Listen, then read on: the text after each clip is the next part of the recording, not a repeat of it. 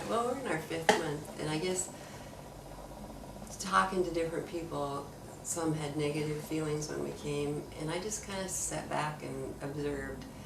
And it seemed to me, I would go into their room, and here would be all these bottles of medicine that they'd given them that they didn't drink. And then I'd find out that they didn't go to the gym, they didn't walk in the hallway. I don't know, they just, everyone that didn't seem to get improvement weren't doing what they were supposed to do or following the rules. Weren't participating. Yeah, right, that right. In the program. And they didn't understand why they didn't get better. And I think the ones I've seen that have really, I mean, it's a lot of work. You can't just come over here and lay down and say, give me the needles and I don't want to take your medicine because it doesn't taste good. It's work. You gotta get out there and I mean, Wayne works very hard and it's really paid off for him. Yeah. It's not always easy, and sometimes I have to do a little prodding, but And that's well received, right, Wayne? Yeah. or Ruth has a little chat with him. But I know he gets tired, and I know it's a lot of work, but it pays off. And you're going to be here for 3 months or longer. You want to do all you can to get it back. Well, and in perspective, it's a very short period of time. Exactly. Considering. I mean, it goes so fast. I mean, I can't believe how fast it's gone. Yeah. But you're in a different culture, and you can't make it American. You gotta do the Chinese things. Mm-hmm. It's their culture, and why would they want to change it? It works for them. Yeah, I would say it's Yeah. lasted for a few thousand years. It's been okay. Yeah, exactly. And so we come over here. Number one, Americans want things right now, and they want it in a pill form, or they don't want to have to work hard to get it, I guess. Mm-hmm. And What- you have to. What do you think? Because you came over as a caregiver, Yes. and that's an entirely different role. Exactly. It's not easy. I mean, it's scary for us, when it happens. You're afraid you're going to lose your loved one at first, and then the therapists are saying, we need to do this, we need to do that in your rooms, and then when you can't get them to cooperate, it's hard. And all of a sudden, and you're getting up 5 times in the night to help them to the bathroom, and all of a sudden they can do that by themselves, and I just kind of open one eye and go back to sleep, and they're turning over in their beds. And I mean, you get a lot of improvements that you don't see. People say, oh, he's still walking slow.